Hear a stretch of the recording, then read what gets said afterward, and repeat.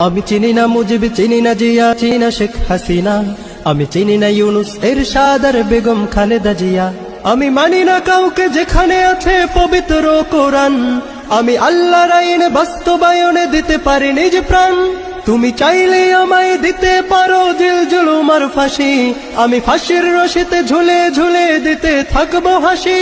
তবু মানবো না কারো মন গড়া আইন যতদিন আছে কোরআন। কোরআন আমার আইন আদালত, সহজ সমাধান পবিত্র কোরআন, সহজ সমাধান পবিত্র কোরআন।